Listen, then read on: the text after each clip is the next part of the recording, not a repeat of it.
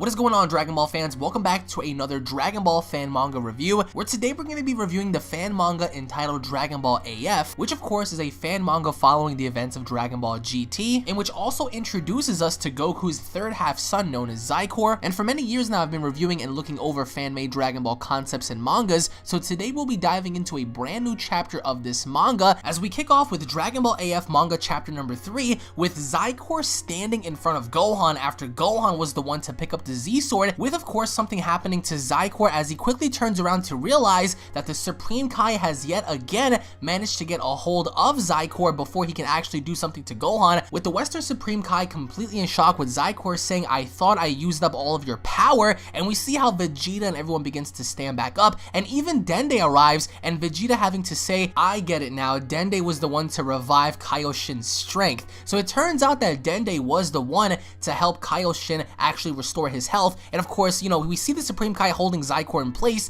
and him saying, "Gohan, bring the sword down," just like that, and we see Gohan wielding the sword. He raises it above his head, and in total shock, because Xicor is looking at Gohan in complete utter shock, he sees Gohan raise the sword and begin to strike down upon Zycor's head, and quickly, just as fast as Gohan did that, the Western Supreme Kai acted in trying to get Xicor away, as we see Gohan completely miss and Gohan having to slash the ground, but in actuality it turns out that she failed, and we see how Xicor is in fact trapped within the sword, Vegeta having to be shocked, the Western Supreme Kai having to be shocked, and we see how Kaioshin says, "We finally did it, we've done it, Gohan, we've sealed Xicor away," and we see how the Western Supreme Kai is very angry. Even Vegeta said, "So they finally pulled it off," and what a struggle it was to try to do that, and out of nowhere, just as Gohan says it's finally over, the Western Supreme Kai attacks the Supreme Kai as we see her knock her brother down, and we see the Supreme Kai go flying down to the dirt, and we see her calling him scum. She's calling him all types of names, with Gohan having to say, "Kaio-sama, are you okay?" And we see her go on the attack and grabbing Dende and saying, "Butting in when you're merely just the god of the earth, you have no purpose in being here." And Gohan, after catering to the Supreme Kai, is looking at Dende being choked out by the Western Supreme Kai, and we see how she throws him on down to the dirt, and she notices the sword, and she says, "With this grade of seal, I'll soon undo it," making haste that she wants to undo the spell, and we see how Kaioshin says, "She is the cause of all of this, you must defeat her," in which Gohan realizes that yes, she is the one that's purposely doing this, and even Vegeta steps in by saying, "Damn it, I want this to be the last time I fight for Earth's sake," and we see how she looks at Vegeta and says, "Fight with me?" and she begins to laugh at Vegeta as Vegeta stands in front of the sword, and she says, "What are you doing, Prince of all Saiyans?" and Vegeta doesn't waste any time by attacking, but he can't seem to hit her because she's using instantaneous movement or instant transmission, and she says, "Listen, Saiyan, I am a god, I can read your mind." So despite what Vegeta can do, or at least attempt to do, he can't seem to hit her, and then she says, "Not to mention that beat up as you are, your attacks are like nothing," insinuating that Vegeta has absolutely no chance, in which she says, "It's 100,000 years too early for you to be trying to kill me," and then she quickly makes use of Vegeta by grabbing his arm and knocking him down, and Vegeta can't really do much as everyone else is watching Vegeta go down to her, and of course Supreme Kai says, "I knew it, even so she sunk into evil, she still hasn't lost her telepathic powers," and then that's when Gohan says, "That can't be, how is this happening?" and she wants to break Xicor out of that seal by any means necessary, with the Supreme Kai having to say the only people that can kill her are either demons or those of the same abilities, which means me, which only leaves out to be me, and everyone is looking at, the Supreme Kai as if he's crazy, but as quickly as he was with Gohan, he quickly teleports behind her, he grabs her, and that's when, we see her say, "What are you doing? What could you possibly have done? You've always been powerless against me," and that's when the Kaioshin says, "As a Kaioshin, I cannot allow you to get away with this. I'll see to it that you atone for the deeds of your own death," with her having to say, "Don't tell me that you're going to self-destruct," and everyone is shocked. Gohan doesn't know what to do, and of course Gohan witnesses alongside Vegeta as the Supreme Kai instantly teleports, as right before he even teleports he says, "I'll leave the rest to you," and he's gone, and the next thing you know he just disappears, and we go off to this unknown planet where he takes her, and that's when she says, "Stop it, Shin, stop it right now, Kaioshins aren't allowed to self-destruct," with the Supreme Kai saying, "I never thought I'd hear that from you, as evil as you've become,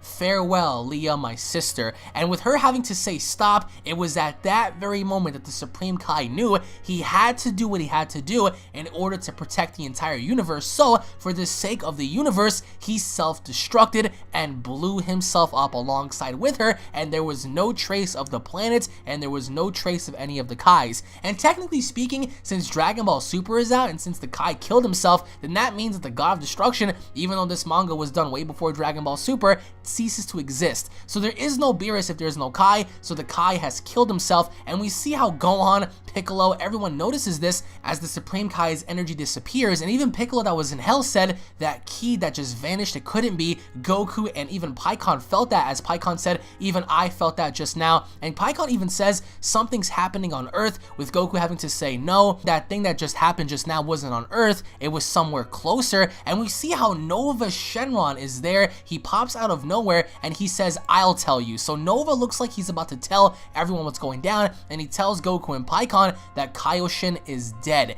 So Goku and Pikkon are shocked, everyone is in disbelief, and when we go back to Earth, we see Gohan sitting there. He's saying, damn it, why did you turn out like this? Why did it have to happen like this? With Vegeta having to walk by and say he took personal responsibility for his mistakes, try to understand Gohan. And we see the sword, everyone's there, it's calm, and then out of nowhere, the sword begins to chip on his own. We see the sword's in the ground, but the sword begins to chip and crack. And then out of nowhere, we see how the sword's beginning to break, and Gohan says cracks in the Z sword, and even Vegeta says cracks. What the hell is going on? And someone contacts Gohan and saying, Gohan, that's right, it seems like the seal failed somehow, with Gohan and Vegeta having to be in shock, as the Elder Kai explains further and saying that seal will last another month. When it breaks, that guy will come out again. And we see how Gohan says, what did you just say? That can't be. What should we do? And the Elder Kai says, well, asking won't really help. And with Gohan having to say, well, there's nothing we can really do, and Vegeta having to say, so you're saying that in 1 month we're gonna have to surpass him, with the Elder Kai saying yes, because it'll take 1 month until the seal breaks, and once the seal breaks, he will be free. And even then Gohan says, but no matter how much we've trained, and the Elder Kai stops him and saying, so much power such as Xicor cannot be possibly sealed away with one Kaioshin.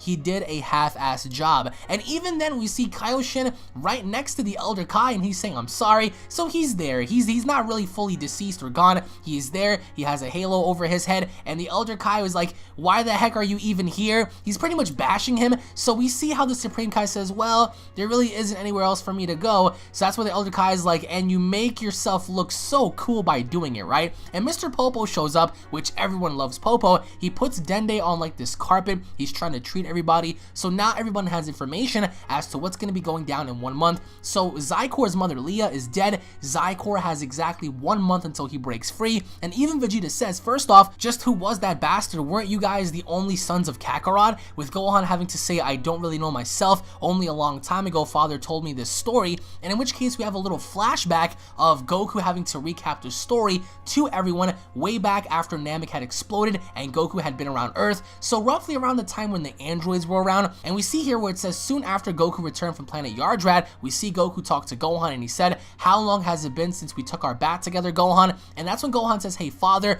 weren't you on planet Yardrad this whole year? With Goku having to say, nope, actually, before I came back to Earth, I went to another planet, and we see how he was there with Leah, and she disguised herself as some sort of princess of the planet, in which she feeds Goku, but even after feeding Goku, she manages to knock him out with the food, and as Goku goes to sleep, she actually struck him by the neck, and she took his blood, and Goku said, but once I woke up after eating, I noticed that the princess was gone. And then Goku says, on top of that, I overslept and ended up arriving later than Frieza. And after hearing that story, it makes sense, because Vegeta says, so that's when that bastard Kakarot had his genetic information stolen, because she took his DNA from his body and she replicated that with herself. So that's what created Xicor, is the fact that she drained Goku's blood and using that against him. And we see how Bulma finally arrived, and she says, thank goodness, looks like everyone's alright. But even while everyone's getting together on Earth, we see how Nova Shenron is talking to Goku and Pikkon, and Goku having to say, so what's been going on down below? And Nova having to say, shut up and come with me. And we see how Nova begins to take Pikkon and Goku somewhere, as they seem to enter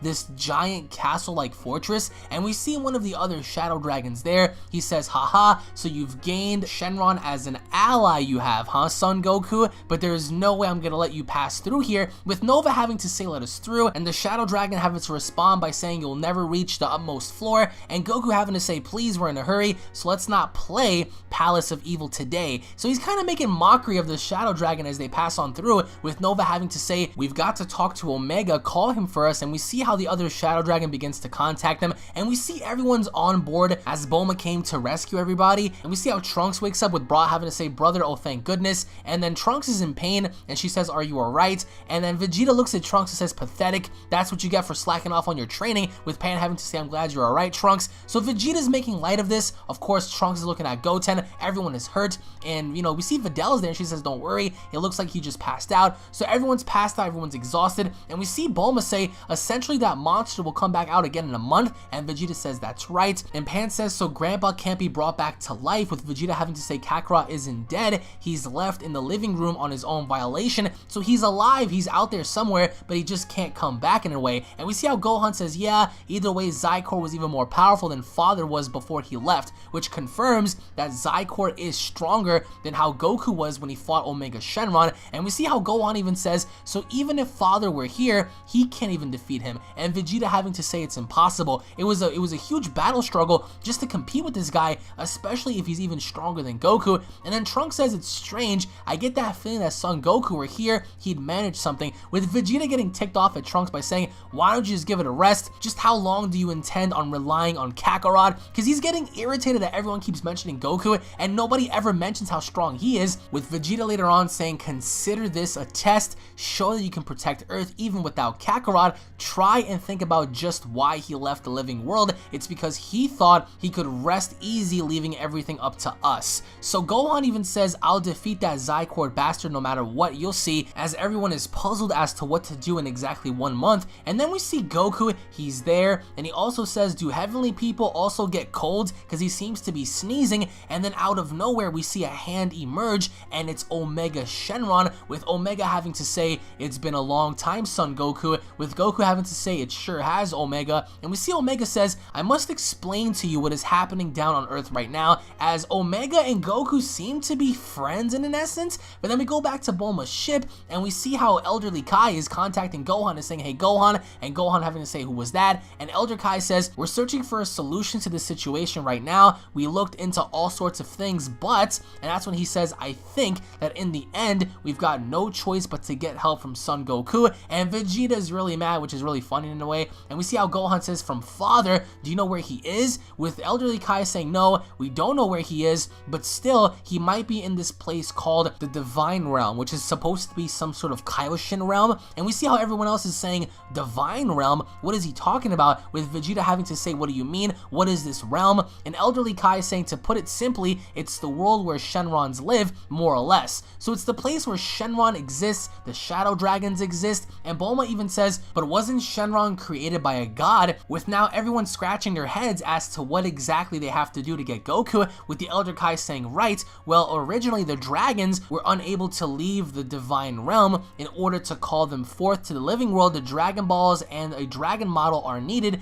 in which that is the only way to call forth of these dragons from that dragon realm. And he also says, however, when the evil dragons were born, that model of the dragon was destroyed, meaning that Shenron lost his physical presence in the living world. And that's when Gohan says, oh, I've seen that before, with the Elder Kai saying, having lost his physical presence, Shenron couldn't return to the divine world. Shenron's spirit needed a vessel in order to enter, and which is why he needed Kakarot's body. So now we understand as to why exactly Shenron and Goku fused, which is why Goku is even allowed to be a part of that divine world to begin with, in which Pan says, so that's what's happening, and the Elder Kai responding by saying, yep, pretty much Goku has become one with Shenron and gone into the divine realm. And now everyone's trying to wonder as to how exactly they're supposed to call Goku to begin with the Elder Kai saying the Dragon Balls are the only way to call forth those in the divine world. What has become of the ones on Earth, with everyone having to reply by saying, well, they should be at Dende's place still in the stone form,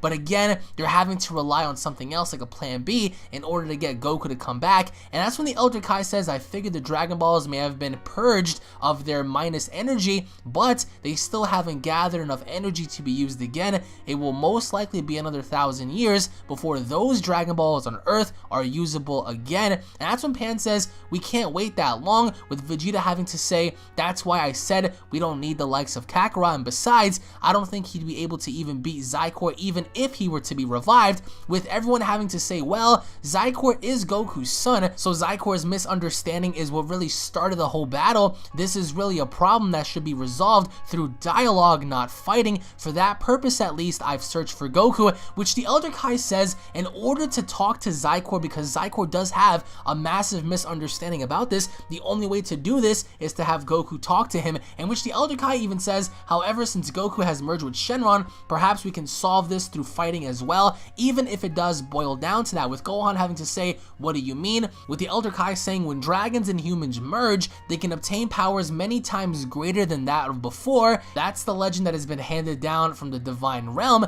and now we understand that even with Goku merging with Shenron, his powers have increased many times over than how it normally would, and we see how Trunks says, I'll explain it all later, but even Pan says the Dragon Balls are what's important, we can't do anything if they're just stones, and the Elder Kai says actually there is a method by which could immediately revive the Dragon Balls, in which he says if each of the 7 balls are simultaneously infused with powerful light power, then the Dragon Balls will regain their light, and in which case Trunks says, light? Power? What's that? And the Elder Kai having to say, it's a powerful light energy only capable of being produced by a select few races rarely seen in the universe. And that's when Gohan says, wait a minute, like that's a unique gift? What do you mean? I mean, where is this race? Like, what is this race of light? And the Elder Kai says, that would be you, the Saiyans. So everyone is puzzled by this and saying the Saiyans, and Trunks having to say, do you mean Super Saiyans? And that's when the Elder Kai says, that's right,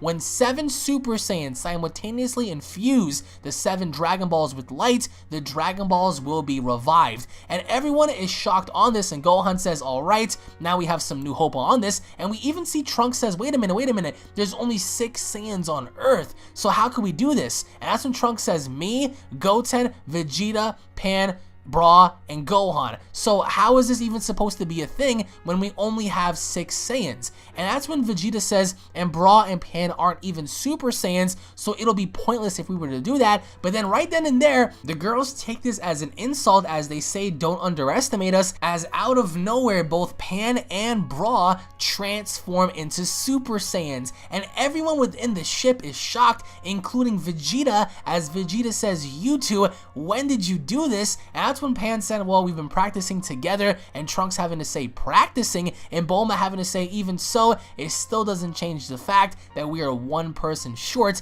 And that's when Gohan says, Kaio-sama, what should we do? And the Elder Kai says, sorry, but I just don't know, with Vegeta having to say, don't worry, I'll defeat him by myself, being very overconfident. But we skip a few days later as we see Roshi hanging out, we see Krillin hanging out, we see even Mr. Satan as he says, alright then, don't even let a single bug into this sector, as we see a bunch of men guarding the sword. So everyone is trying to figure out what to do, and we see how 18 says to Krillin, his goal is to rule the universe, right? So we're probably doomed, with Krillin having to say, yeah, damn it, I mean, is there anything we can do? With Roshi having to say, I'm still surprised about this Xicor. Goku, you know, is a pretty smooth, you know, operator when it comes to, you know, showing wild oats, and despite of what he did, you know, because everyone's assuming here that Goku went out of his way to do things on the low, but Krillin says, you know, I don't really think it's like that, in which none of them know the story. But of course we go back to Goku and Omega, and we see how Omega says, so that's what happened, and Goku says, so what do I do? Is there anything I can do? And Omega having to say, you can't do anything,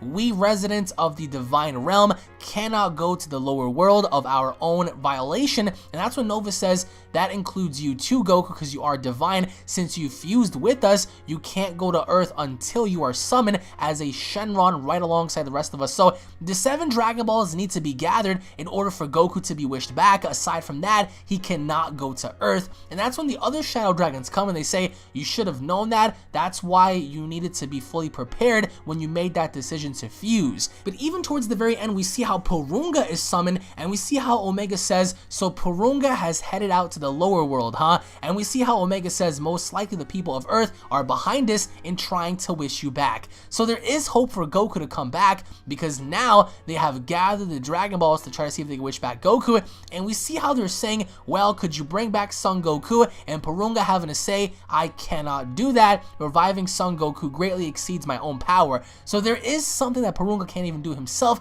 and that's revive revive Son Goku, with everyone saying I figured it wouldn't work. So with that, I mean, we're gonna have to stick together as Super Saiyans even though we're missing one. But then right then and there, someone says, hey, wasn't there another Saiyan a long time ago? With Trunks having to say, yeah, Broly, but there's no other way to do this unless we revive Broly. So the only other option for them to actually have another Saiyan to help them is in fact to revive Broly. And that's when Trunks says, I still don't think we would be able to revive someone that may be dead for many years, but let's try anyway. So they want to go in ahead and wish back Broly, in which case they do. And even the Elder Kai is saying, Broly, who is that? And right then we see how Broly is back to life. We see how Porunga's Dragon Ball scatter, and that's when the Namek says he died on Earth, so he should be coming back to life on there. So Trunks says he said it was guaranteed, but where's Broly? And as they're all looking around, as Goten and Trunks come back to Earth, they're looking for Broly, and then all of a sudden they notice that Broly is right there.